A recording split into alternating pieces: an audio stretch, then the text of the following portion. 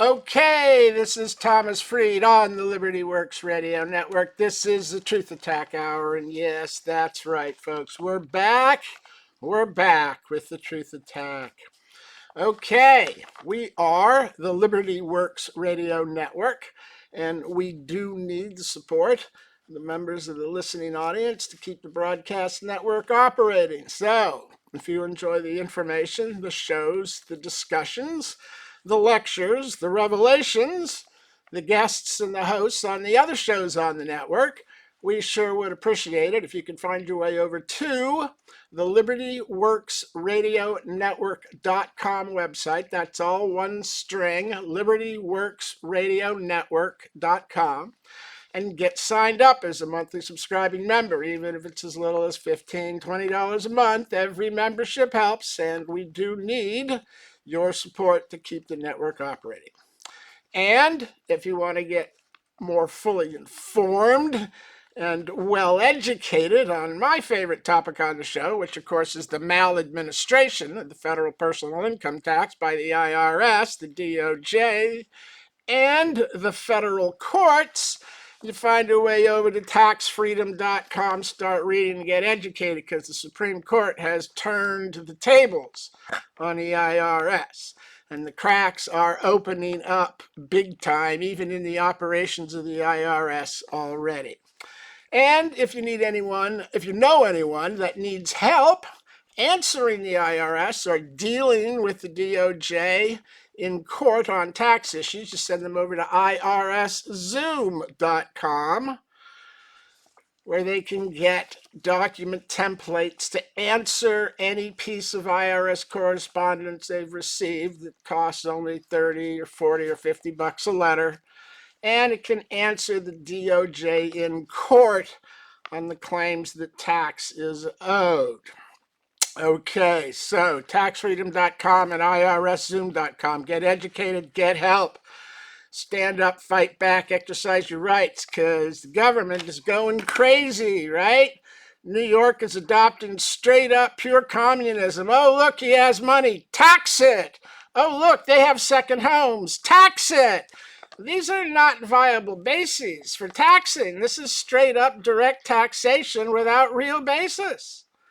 There's no basis for taxing someone who owns two homes at a higher rate than someone who owns one. That's absolutely unconstitutional. It's not equal opportunity. It's not equal protection. It's predatory and discriminatory and prejudicial. So, they're going nuts. Either we stand up and fight back, or they're going to steal everything, claiming they've been able to do it for 75 years, so what the hell do the last 10 matter? Right? So, where do we want to go? Okay, left, just gone insane. They stand for nothing. They have no policies. Someone ranting and raving. They're all ranting around Donald Trump this and Donald Trump that, and he did this and he did that, and da. Well, what's your policy? Dead silence. They don't have one, other than give it away free or let them steal it. And whatever you do, don't put anyone in jail or prosecute them in court. Just let them steal it. Excuse me? You don't want any law and order? You just want to let them steal? What happens when they steal your stuff? Will you feel that way about it? Oh, that's right. Their stuff is all behind fences with armed guard patrols and gated communities.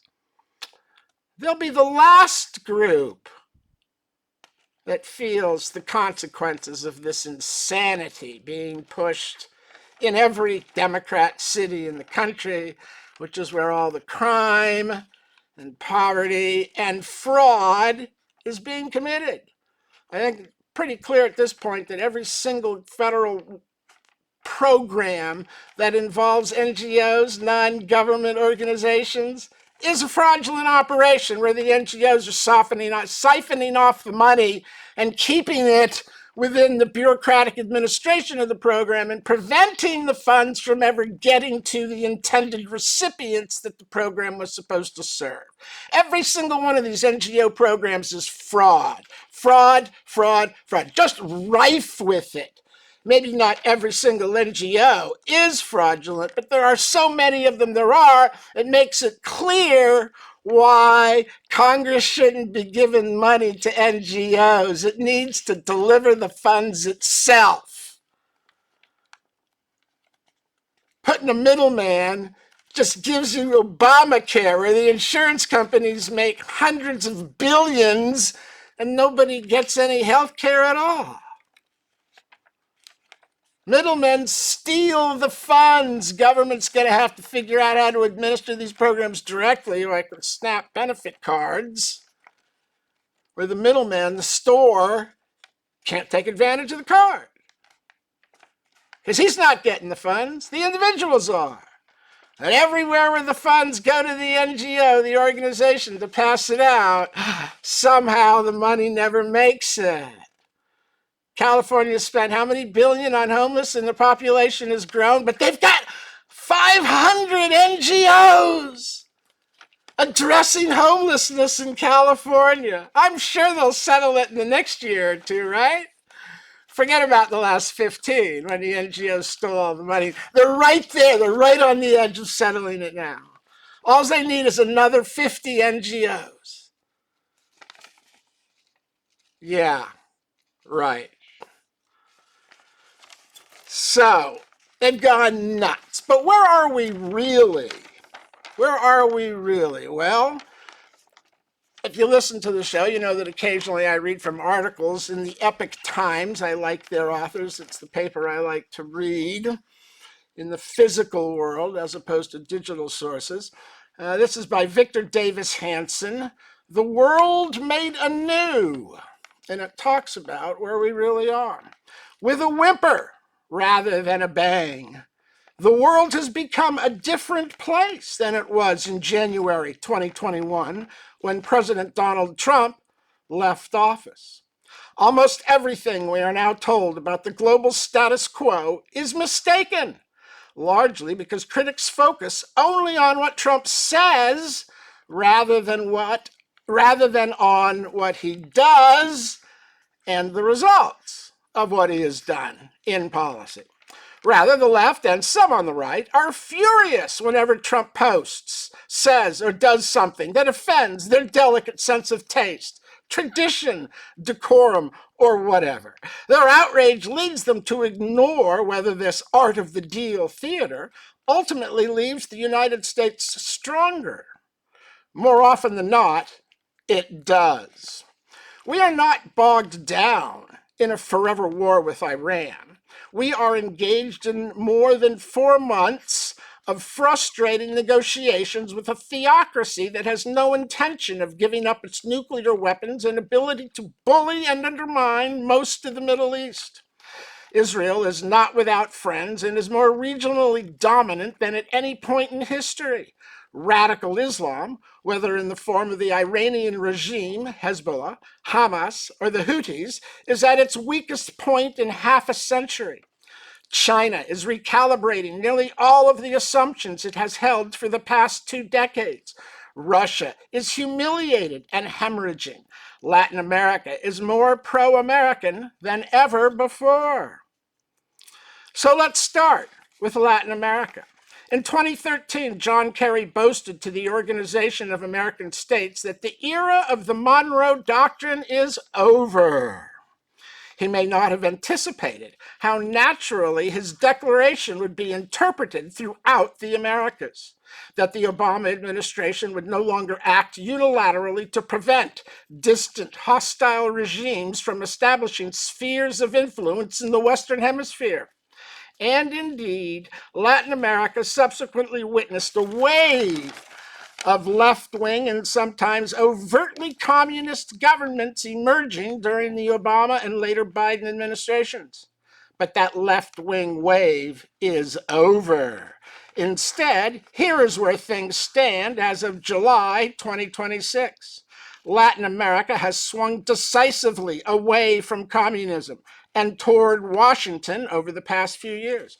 Broadly speaking, the governing pro-American or right-leaning administrations include Argentina, Javier Milei, Chile, Jose Antonio Cast, Bolivia, Rodrigo Paz Pereira, Paraguay, Santiago Peña, Ecuador, Daniel Noboa, Panama, Jose Raul Mulino, Honduras, Nasri Asfura, Costa Rica, Laura Fernandez, and El Salvador, Nayib Bukele.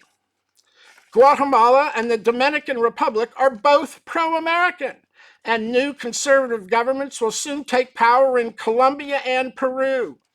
Only Brazil, Cuba, Mexico, Nicaragua, and Uruguay remain governed by hard left administrations that are either openly anti-American or friendlier to the China-Iran-Russia axis than to the United States.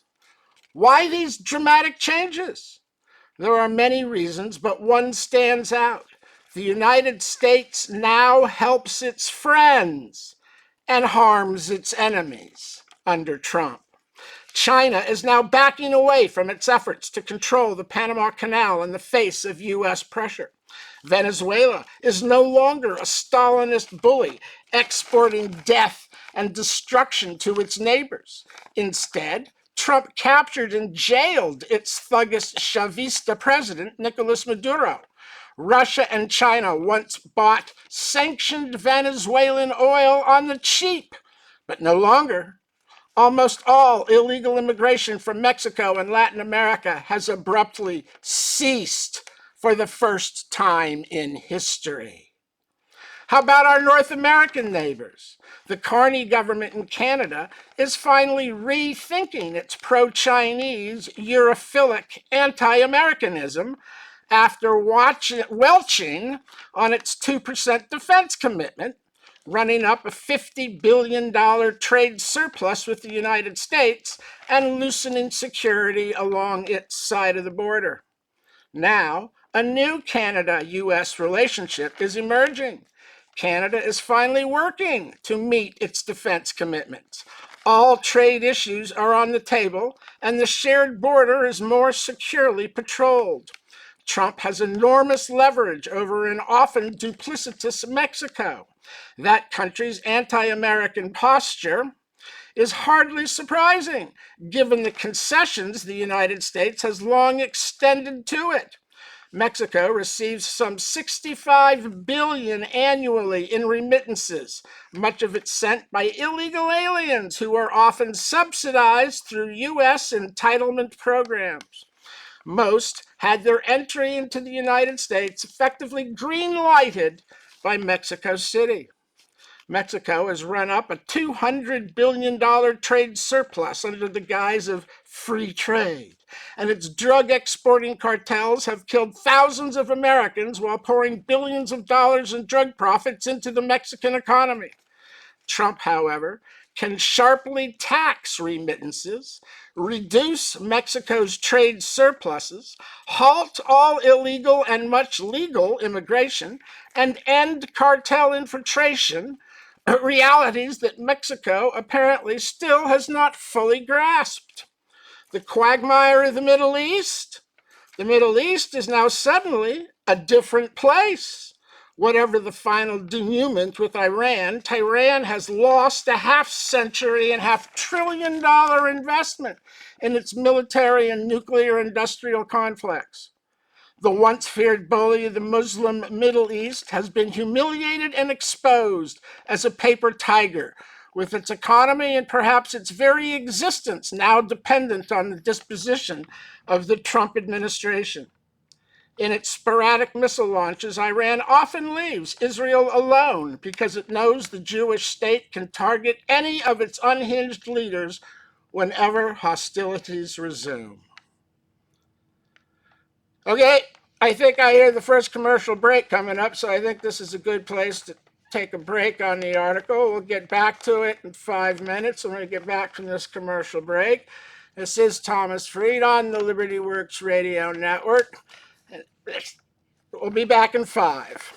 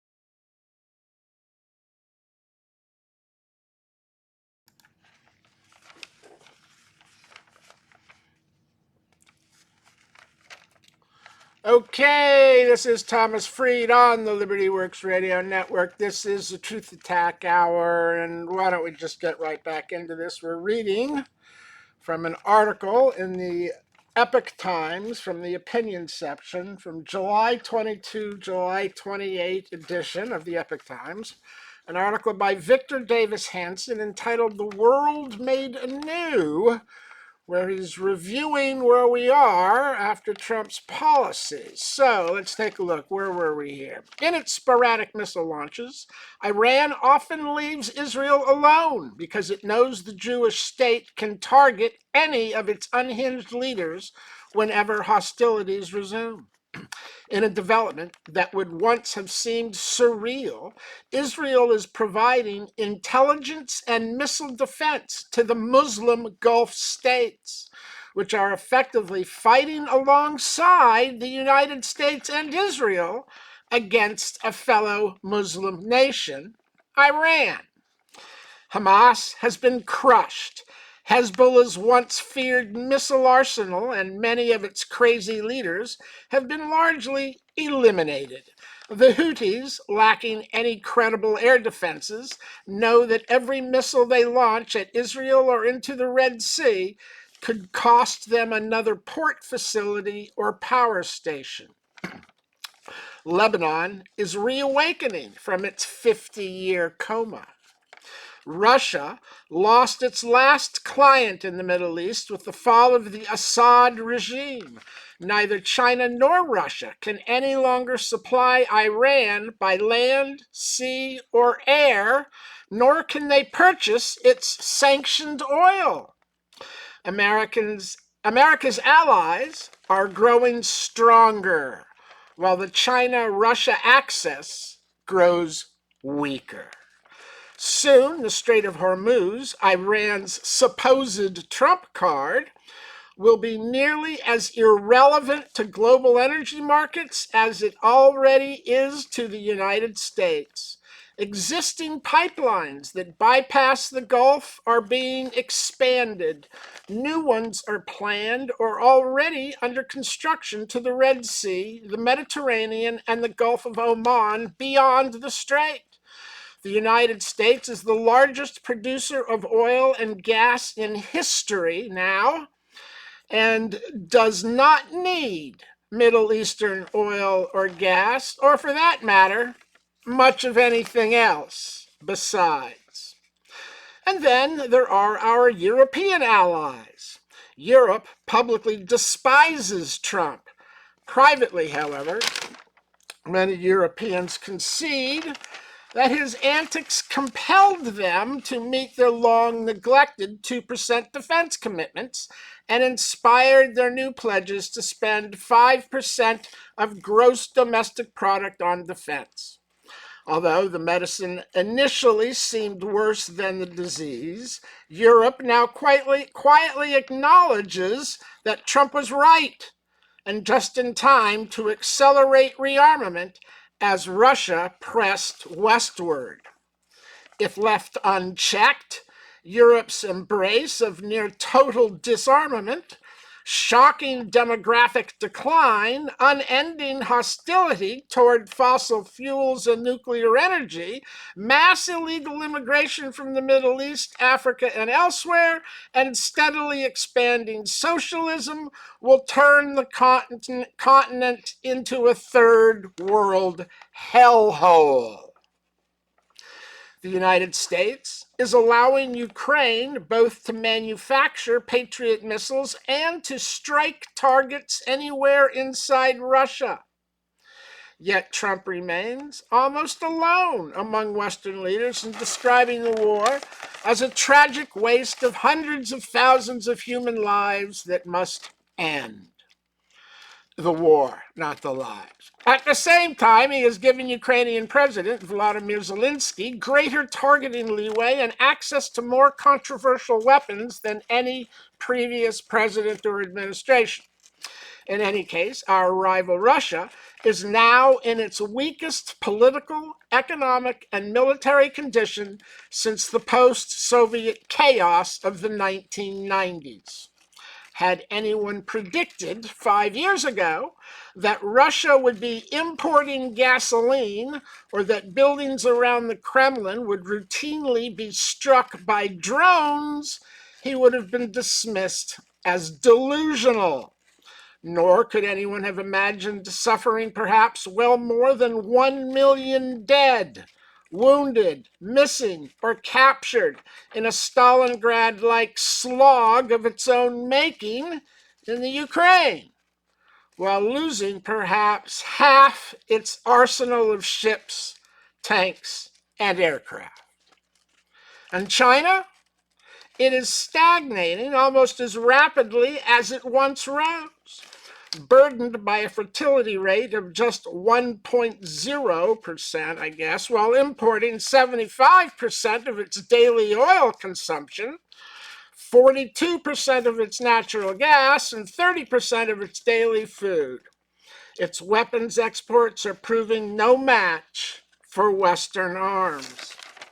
An aging, increasingly isolated, and deeply paranoid leader knows that an invasion of Taiwan could prove as disastrous for China as the war in Ukraine and Iran have been for Russia and Iran.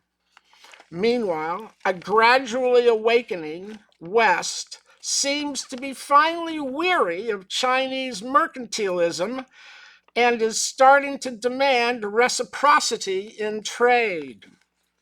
An anti-bloc of Australia, Japan, the Philippines, South Korea, and Taiwan is rearming as never before. These nations are also integrating more closely with American forces in response to the common existential threat posed by China. Meanwhile, with the departure of the Biden-era diversity, equity, and inclusion apparatus, the U.S. military has exceeded every one of its recruiting targets, all of which had, in recent years, been anemic. The Pentagon will soon oversee a defense budget approaching 5% of gross domestic product, the highest since the Iraq and Afghanistan buildup in 2008 to 2011. Its weapons procurement system is undergoing revolutionary changes, placing as much emphasis on quantity and affordability as on quality. Small, high-tech defense startups are finally being given the chance to compete with ossified conglomerates that have long relied on lobbyists to preserve their costly monopolies. Even left-leaning Silicon Valley, once largely hostile to the defense industry, is now emulating the World War II era as emulating World War II era war production board in its eagerness to ensure U.S. global supremacy in next-generation weaponry. The booming U.S. economy now produces $31 trillion in goods and services, roughly 1/3 more than either the more populous European Union or China. The United States is pulling ahead in most of the next generation fields of rocketry, satellite launches, space exploration, artificial intelligence, robotics, genetic engineering, and cryptocurrency. Its stock market is at record highs. Add it all up, and the picture is almost surreal. At the very moment that the left insists that the United States has grown weak and isolated, the United States and its allies actually occupy a position of global preeminence not seen since the end of World War II. And the media won't say a word about it. All they're talking about is anti-Trump, anti-America. Meanwhile, Trump's policies have put us on top of the world, converted much of the world to our side, has the entire Middle East working with us to oppose radical Islamic terrorism sponsored by Iran and pushed by, as it mentioned, Hamas, Hezbollah, and the Houthis throughout the Middle Eastern region. So, there you have it. the world made anew. Donald Trump's policies have actually strengthened the American position all over the globe. And if we can get this situation with Iran straightened out and settled, and the price of oil, bring it back down again. Oil was at, $2 a gallon for gasoline before the Iranian war, and Trump took the gamble that he could go in and do something with Iran, knowing there would be a spike in the price of energy and knowing that wouldn't be great for the economy. But the Iranian threat was too severe. It needed to be dealt with. All the other administrations for 30 years have put it off. He decided to take the gamble. Now he needs to finish the job and get the price of oil back down below $75 a barrel so that it can drop below $2.75 a gallon. Or the midterms are going to be very difficult for the conservatives to win just based on the price of gas. And if he can get the price of gasoline back down to the $2 it was at, this economy is on the verge of a huge economic boom. The money being spent to build out energy and infrastructure here through the AI build out and the other infrastructure programs. There's still money out there from Biden. God knows where it all went, right? $1 trillion in infrastructure. Where is it? Where are the jobs? Everything's occurring under Trump, but none of it is with the infrastructure money. It's all under Trump's policies. God knows what the states are doing with the infrastructure money, if there is any. So, Trump's policies have remade the world. The border is secure. Crime is dropping. We're about to have jobs. The dollar's strong. The markets are strong. If we can get the price of energy back down again, the economy will boom. So that's where we're at. And that's the truth about what Donald Trump has done for this country, despite the fact that the media won't report it and they're making up all this nonsense. And of course, what we've seen on Capitol Hill yesterday with Fauci claiming the Fifth Amendment over 100 times and refusing to testify, even though he's been given immunity through the pardon. He has immunity. You're not allowed to take the Fifth when you have the immunity. That's contempt. Why isn't he in jail? Not allowed to sit there and take the Fifth. He has to tell the truth about what happened in the past. He's taking the Fifth because he has to lie about what happened in the past. And a lie would be a new crime, to lie to Congress that the pardon didn't cover. Because pardons can't cover criminal behavior going forward, only going back. So he can't go testify in Congress because he can't tell the truth. He has to lie. And if he lies, he's going to jail. And he can't tell the truth. He funded the gain of function. He put it in Wuhan. He knew Wuhan was a Chinese military biological weapons development center. This is still the part they haven't told you. And when it escaped, it infected Wuhan. This is in September, October of 2019, before, it didn't even start until January of 2020. Most people don't think. No, this started in September in Wuhan. And the Chinese barred travel out of Wuhan to anywhere in China. But they let flights leave Wuhan to go to all the international capitals around the world. They exported the disease once it escaped from the lab and infected the Chinese city. They quarantined the Chinese city except for international flights. They intentionally weaponized the virus by exporting it to foreign capitals. Fauci put it there, funded the research, and then helped cover it up when the Chinese weaponized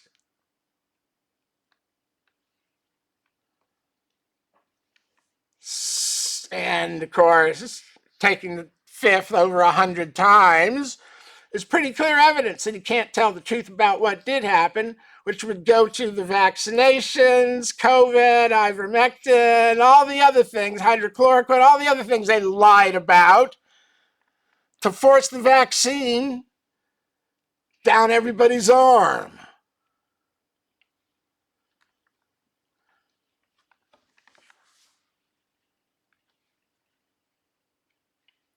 I think I hear that commercial break. We'll be back in 5.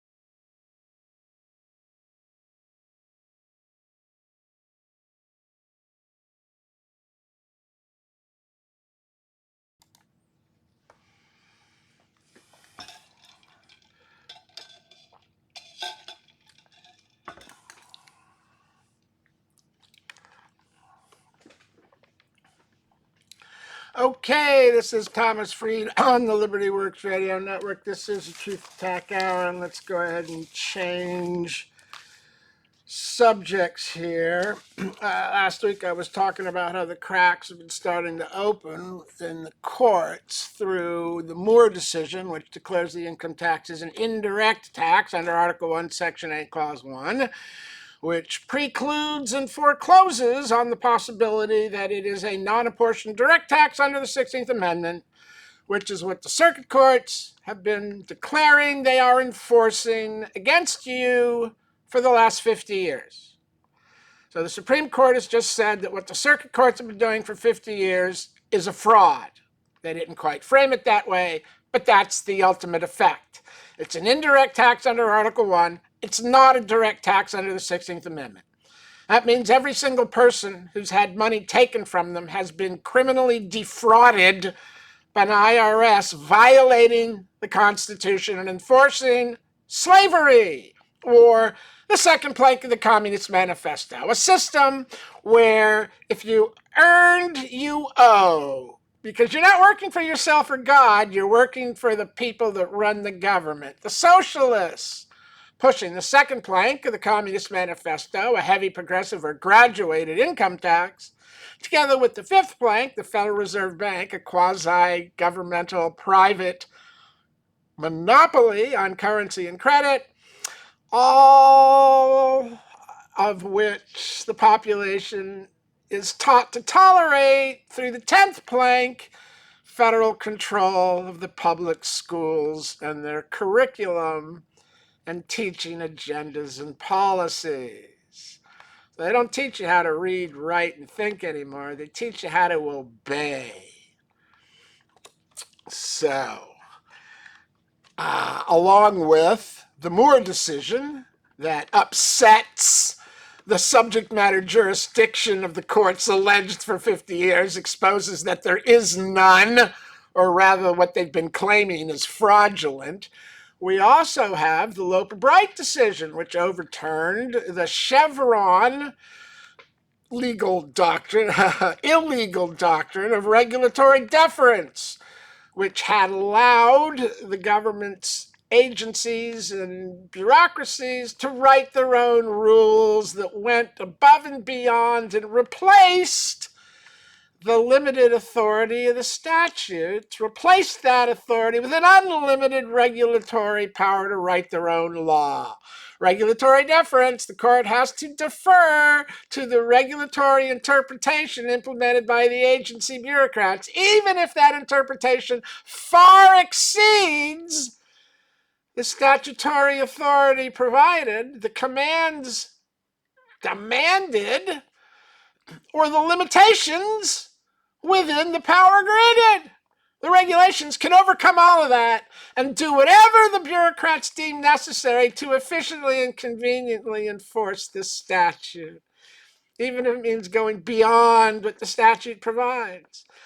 And this is how liability for tax has been alleged for 60 years under a regulation for Section 1, tax imposed. As you know, if you listen to the show, Section 1, the statute, doesn't actually say anything about liability. It imposes a tax on taxable income.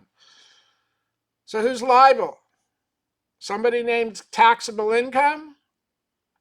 How is anyone liable for a tax on taxable income if the statute doesn't say you're liable? It merely establishes that the tax will exist on certain sources of earnings subject to federal taxation. The question is, what are those sources? Are they the sources subject to indirect taxation under Article 1 by impost, duty, and excise, i.e. foreign import, export, commodities, licenses, and corporations?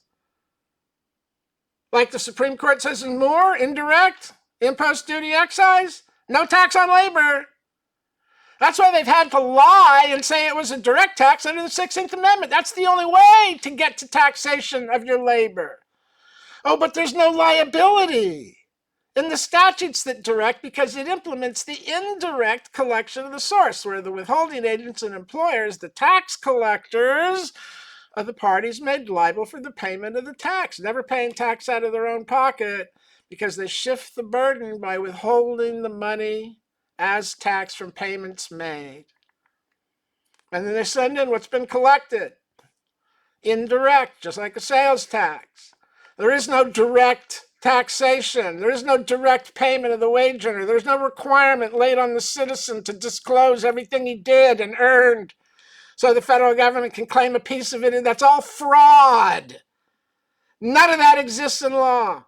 It all comes out of the victory tax, which expired in 1944, and the continued system of withholding by allowance that came into being after the victory tax expired.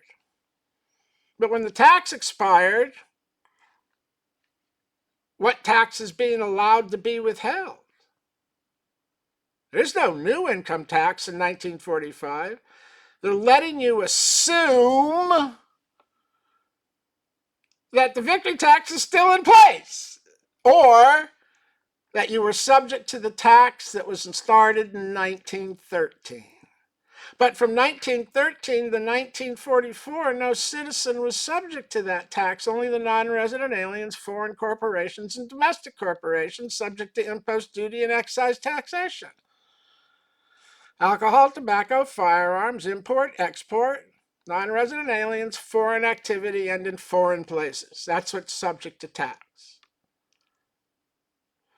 So liability for the tax has been invented under regulation to create the direct liability that would go with the invented and made up direct tax under the 16th Amendment. They had to invent the whole thing. It's all judicial legislation.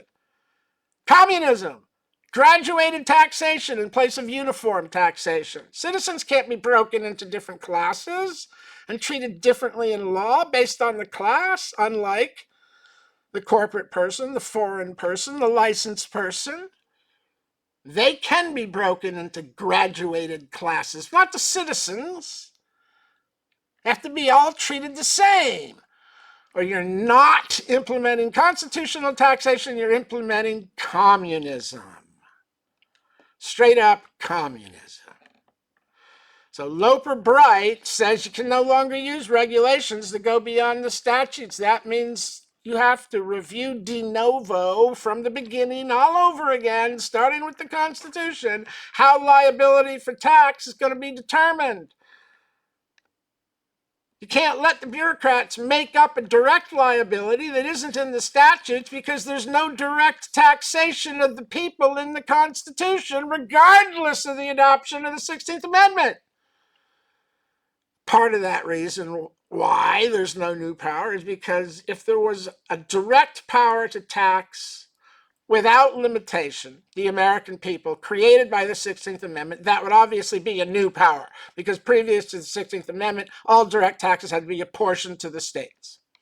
Now, in order for there to be a new power to tax that was authorized, Congress would have to be constitutionally authorized to write new law for that new power, and there's no enabling enforcement clause in the 16th Amendment, which means Congress isn't constitutionally authorized to write any new law under the amendment, and therefore there can't be any new power.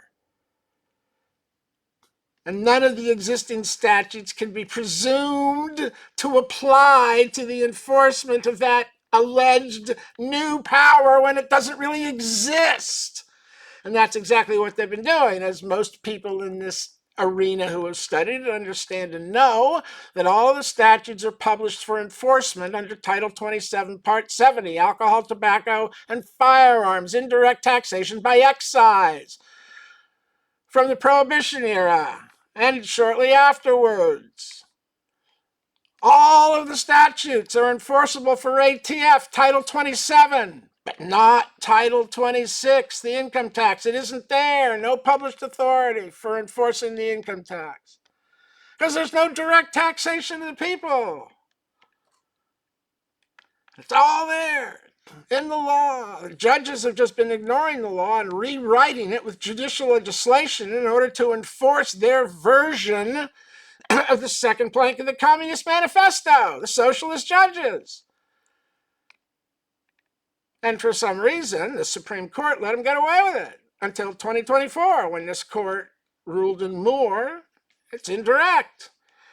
And this court ruled in Loper Bright, you can't use regulation. That means both. Subject matter jurisdiction of the U.S. courts to enforce federal taxation requires review de novo from the 181 authority rather than from the 16th Amendment invented authority that doesn't exist. You got to start all over, and when you do, guess what happens? Oh, that's right. The entire income tax system is exposed as a 100% complete and total fraud. Communism, not constitutional taxation. That's what the IRS is enforcing. That's what the Justice Department argues in court. That's what the circuit court judges have been imposing on the American people through their corrupt and treasonous judicial legislation. Claiming, oh, taxes are the lifeblood of you lying piece of crap. Not one penny goes to the United States Treasury to fund the operation of the federal government. Not one penny. It all goes directly to the Federal Reserve Bank. Want proof? Look at the back of the last check you sent to the IRS. See you cashed it. See if it says deposit to the U.S. Treasury, or if it says pay to any FRB. Federal Reserve Bank, private corporation. Why is a private corporation cashing your tax check? Come on, people, wake up. It's a fraud. The whole system is a fraud. It's a peonage debt service system. It's got nothing to do with taxation to fund the operation of the government.